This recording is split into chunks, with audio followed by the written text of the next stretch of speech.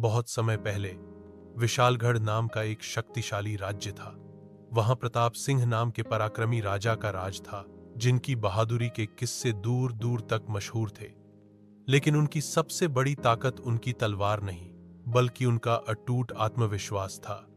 कहा जाता था कि महल के तहखाने में एक रहस्यमयी लोहे का दरवाजा है, जिसे सिर्फ वही खोल सकता है जो अपने भीतर के डर को जीत ले।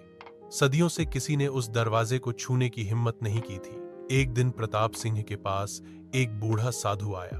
उसने राजा से कहा, महाराज, अगर आप उस दरवाजे को खोल लें तो आपके राज्य में कभी अकाल नहीं पड़ेगा और आपकी प्रजा हमेशा सुखी रहेगी।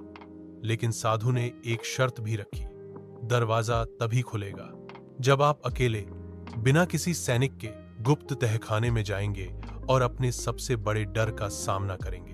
रात को राजा ने तय किया कि वह यह कार्य करेगा। सब सो रहे थे। चांदनी महल की दीवारों पर छितरी हुई थी। प्रताप सिंह ने अपनी तलवार उठाई, दीपक लिया और तहखाने की ओर बढ़े। सीढ़ियों से नीचे उतरते ही ठंडी हवा का झोंका आया। दीवारों पर अजीब साए उभरने लगे। उनके मन में तरह तरह के विचार आने लगे। अगर मैं न लौटा तो? अगर यह कोई छलावा है?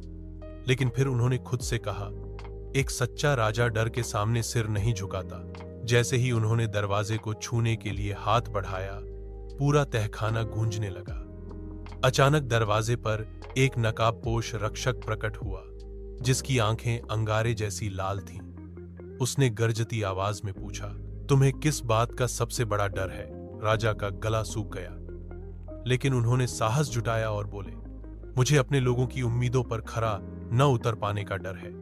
इतना कहते ही दरवाजा धीरे धीरे खुलने लगा और भीतर से तेज सुनहरी रोशनी फैली। राजा की आंखों से आंसू बह निकले। कोई खजाना नहीं, बल्कि आत्मविश्वास का प्रतीक था। उन्होंने महसूस किया कि असली शक्ति बाहर नहीं, भीतर होती है। अगली सुबह जब राजा बाहर लौटे तो सारा दरबार उनके साहस की जयकार कर रहा था।